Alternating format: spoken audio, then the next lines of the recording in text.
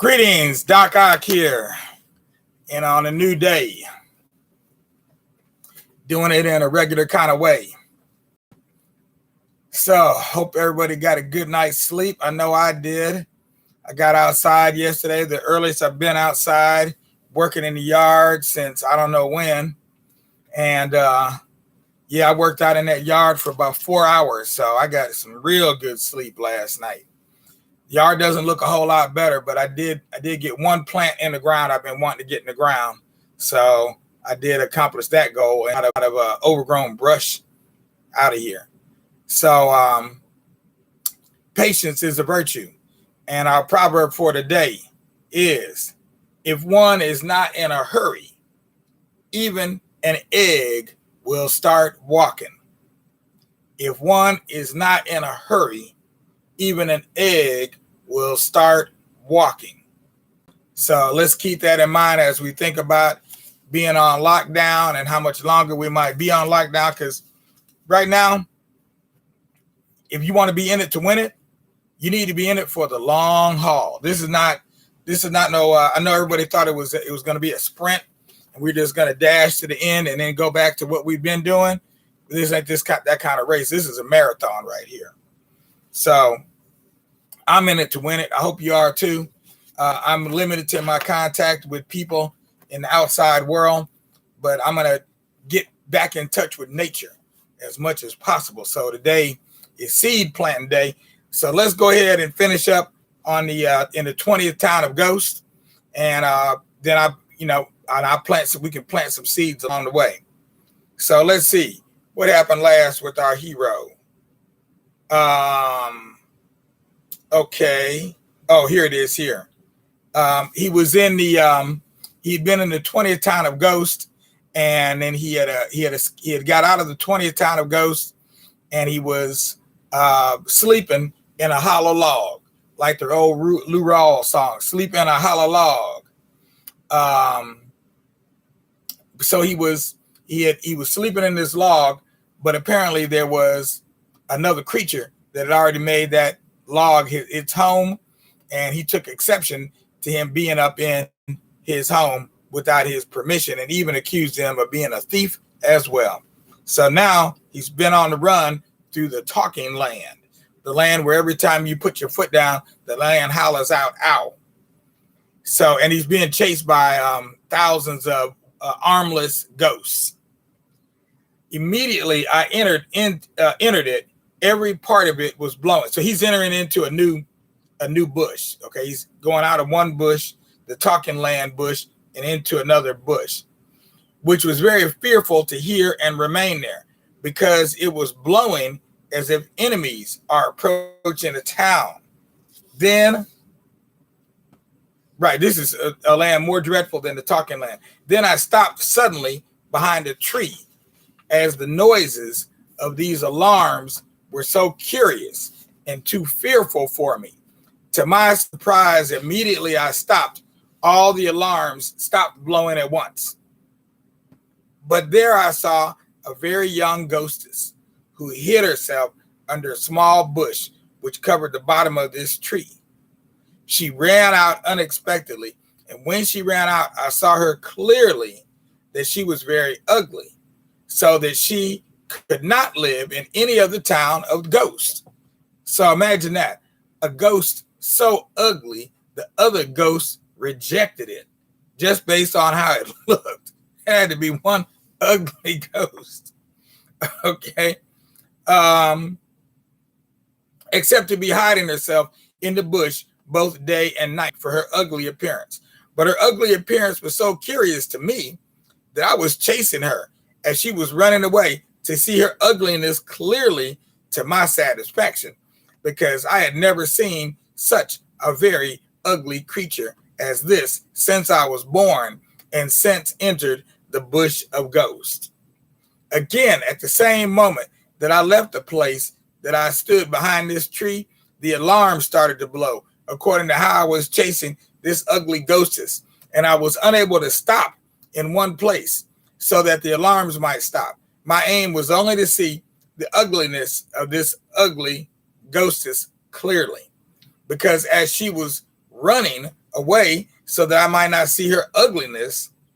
It was so she was laughing louder at her ugliness, and I was also laughing louder at the ugliness. As I was chasing her to and fro to look at her ugliness, it was so this bush was blowing various fearful alarms, and this was pointing out how I was running and how far reaching in the bush to the ghost who were chasing me at the back to kill me. Okay, let me see. I was chasing her to and fro to look at her ugliness. It was so this bush was blowing various fearful alarms, and this was pointing out how I was running and how far reaching in the bush to the ghosts who were chasing me at the back to kill me. So he didn't write that very well. Apparently, what he's saying is these alarms were telling the ghosts that were still chasing him where he was located at. This young ghostess was so ugly that if she hid under a bush and if she looked at her ugly body, she would burst suddenly into a great laugh, which would last more than 1 hour. And this was detecting her out of the hidden place she might hide herself. She could not live with any ghost or other kind of creature because of her ugly appearance. As I was chasing her fiercely to and fro for a long time, it was so these ghosts who were chasing me to kill me were approaching nearer, because these alarms were blowing repeatedly and showing what I was doing. This ugly ghostess did not allow me to look at her ugliness as she was running and laughing with all her power and full speed until I was seeing all these ghosts slightly, and they were also seeing me slightly before I hid behind a tree. But at the same moment that I stood on a place, it was so all these alarms stopped blowing, which means this bush wanted me to be in one place until these ghosts would come and kill me there. Having rested for a few minutes, then I remembered again the ugliness of this ugly ghostess. But at that time, I was seeing these ghosts clearly, and they were also seeing me clearly. But as I was determined to see or to look at the ugliness of this ghostess to my satisfaction, and said, it is better for me to die than to leave this ugly ghostess and run away without seeing her ugliness clearly to my entire satisfaction. Dang, it's one ugly ghostess. This will be a great surprise to everybody to hear that I see something which is more interesting for me than the death which is coming behind to kill me. Immediately, I remembered her ugliness again. I started to chase her on because I did not care for any consequence at that moment at all. But as these ghosts were near to catch me, before I started to chase the ugly ghostess for the second time, and again, these alarms were then blowing with another terrible sound, so I could not chase her so far before the hands of these ghosts. Whoa, whoa, whoa, whoa, whoa, whoa, whoa, whoa, whoa, whoa, whoa, whoa. Okay, hold up. Just one hot cotton pick a minute. Now, if you recall, this ghost that he was in the hollow log with was an armless ghost. And if you also recall, he called up a bunch of his armless ghost friends to chase our hero. Hero guy has been running all through the bush while he's chasing the ugly ghostess by these armless ghosts. And now, all of a sudden, it says here, what did it say? It said, I could not chase her so far before the hands of these ghosts were touching me at the back and slightly to grip me. When I believed that this ugly ghostess would not wait or stop for me in a place to look at her ugly appearance to my satisfaction, then I branched from her and started to run to another part of this bush.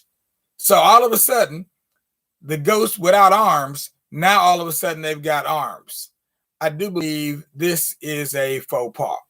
I believe that the author has forgotten that he had made these ghosts armless, and now he's giving them hands without arms. Oh, maybe they've got hands and no arms.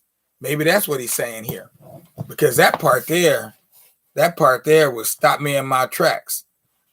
Before the hands of all these ghosts were touching me at the back and slightly to grip me. Okay, so maybe they have hands but no arm. But it's odd that he didn't. He gives a lot of detailed descriptions, and it's odd that he didn't mention that they had hands but no daggone arms. So I don't know.